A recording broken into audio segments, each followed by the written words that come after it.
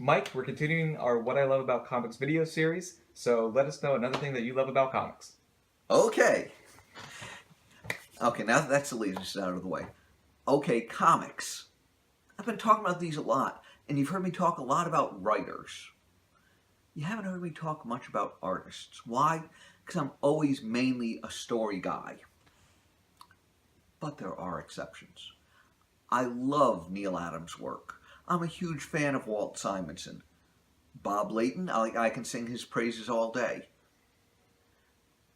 Tim Truman. The list actually does go on quite a ways. I'm more of a word guy than a picture guy. There are exceptions. One of the people that I will always follow is George Perez. Now I'm going to start off with telling you a story about George Perez that's not necessarily the most flattering, but it is the first time that I met George Perez, and it's one of my earliest experiences meeting a comic creator. Now, I was a kid living in New York. I had sold at a couple conventions, met one or two people, the Peonies, who do ElfQuest, and Joe Sinnott, who was a longtime inker on Fantastic Four, back with Kirby straight on through. That was about it. And I was 16 years old or so, and our mall was having a comic convention, and they had one guest, and it was this guy, George Perez. Well, I knew Perez's work from what he had done on the Avengers, and I really wanted to meet him. And so the weekend came. We've got a very crowded mall, busy area. I mean, I was in the small high school in the area. We had 1,000 people in our graduating class. So there were a lot of people. And they've got tables set up in the middle of the mall for people selling comics. There was next to no promotion. And when I say next to no promotion, I worked in the mall. I didn't know it was happening till 3 days before it started. I went to the local comic stores. They didn't know it was happening. And there's all this stuff with people just walking by looking at everyone like, who are these freaks? And there's one guy who doesn't even have a table. He's got a chair and a artist's palette set up. And he's sketching on it the same way you would expect a portrait artist to do on a midway. And I stop and I look. What's that?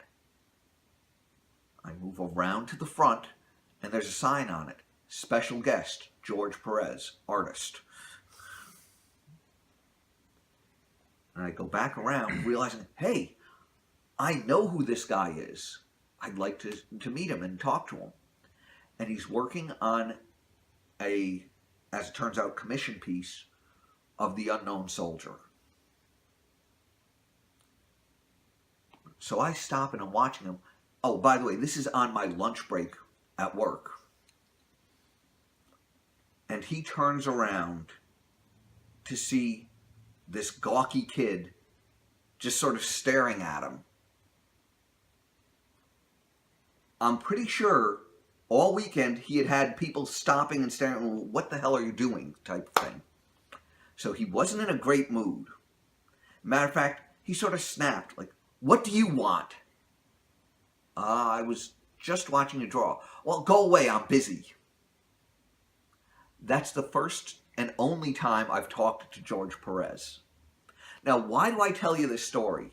Because everyone that I know that has met him has told you what a great guy George Perez is. And I am hoping to someday actually meet him and shake his hand and tell him that story myself. Because I'm sure he won't remember me, but he'll probably remember that convention, because it was a series of conventions where he went around from mall to mall for several weeks. it must have been one of the nightmares of his career. And I'd just like to remind him of that because it'll build a bond. Anyway, let's talk about George's art. George is a master at detail. And he got his start in the early 70s, well, mid 70s, working first on a backup for Deadly Hands of Kung Fu, which was a Marvel Kung Fu movie, or Kung Fu magazine during the craze. He was doing the Sons of the Tiger. And in the course of that, he and the writer, a guy named Bill Manilow, you may have heard him if you look back on the Micronauts and Rom part of this video series, they co-created this one character, White Tiger, who, by the way, was the first Puerto Rican superhero ever in comics. So that was kind of a big deal, and that's what George was known for quite a while. He did some issues of Spider-Man, Spectacular Spider-Man and the like, and then Creatures on the Loose, where he was doing a man-wolf story, featuring Creatures on the Loose. None of this stuff brought him to any prominence. Then he got his big break, and in 1975, started doing the Avengers. And he did the Avengers off and on, more on than off, for about 5 years through 1980. And he really set the tone for this is what the Avengers look like, with great stories by people like, Jim Shooter. Perez got to do things like illustrate the Michael saga, where you've got all these Avengers and the original Guardians of the Galaxy and cosmic stuff that came from Starlin all melded together.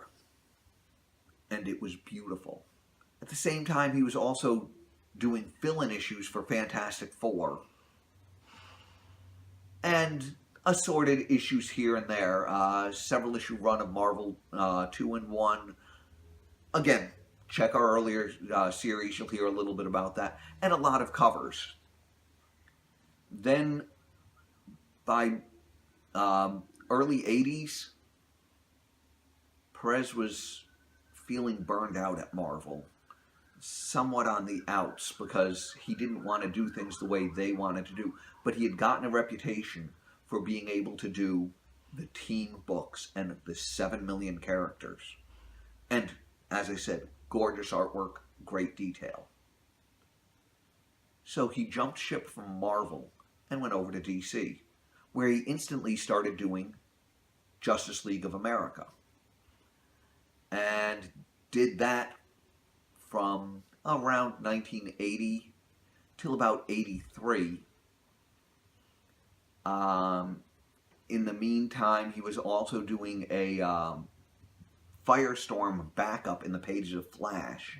They did an 8-pager Firestorm. Original book had been canceled after 5 issues. This was the revival of the character before they spun him into his own book in Fury of Firestorm. And, he was well known and well regarded in the Justice League. But then his next really big break came. A guy that he had known from Marvel, a guy named Marv Wolfman, was working on a revival of the Teen Titans. And George was picked as his collaborator. And they worked together, and they created the new Teen Titans. So George Perez is the co-creator of little-known characters. Changeling or Beast Boy was originally from Doom Patrol, so not him. Not Robin, not Wonder Girl or Flash, but Cyborg, first appearance. Starfire, Raven, and then virtually every new character in the Teen Titans for years. Because George doesn't drop books quick. He likes the continuity and just continuing on. he did New Teen Titans through most of Volume 1, which was 50 some issues, then the second volume, and then came back through the end of New Teen Titans as it became New Titans. While he's doing that, he also did Crisis on Infinite Earths.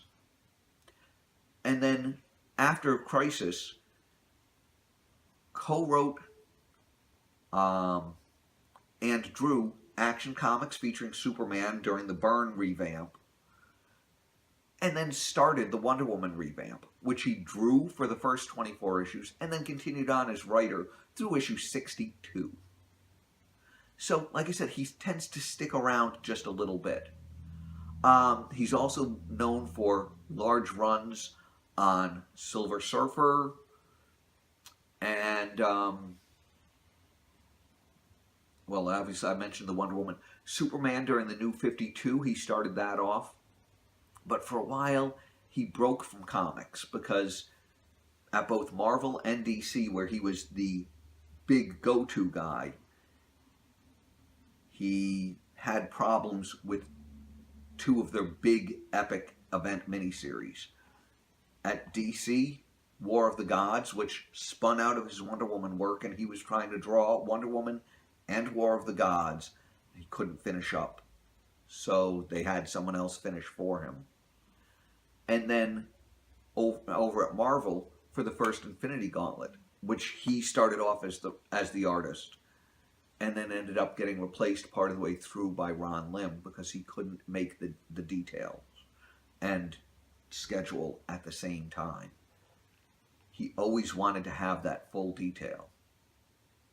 So for a while he had a pretty bad reputation and started doing smaller things. And that's when you'll see him do things like The Incredible Hulk, Future Imperfect, mini-series like Saxon Violence with Peter David, a small stint at CrossGen, etc., and Ultraverse, things like that. But then he came back in a big way on Avengers with Kurt Busiek on that Volume 3 run, where he did beautiful artwork featuring every character that was ever an Avenger in the first issue alone, because he still loves all those detailed series. And boom, he was back full force and a force to be reckoned. From there, he went on to do the Avengers Justice League crossover. He was the only artist Marvel and DC considered, because he was the only working artist that could do every character that they wanted to use and had done them before. Now, George doesn't do that much art anymore. He's got diabetes. His eyesight has caused him some problems over the years. He's had a few minor heart problems, but he considers himself blessed for the life that he's led. Everyone that meets him talks about what a great guy he is. And although my experience with him wasn't that great, I'd have to say that chances are I agree, because no one who could bring that much fun and that much love into their art can be a bad person. And George Perez is one of the reasons that I love comics.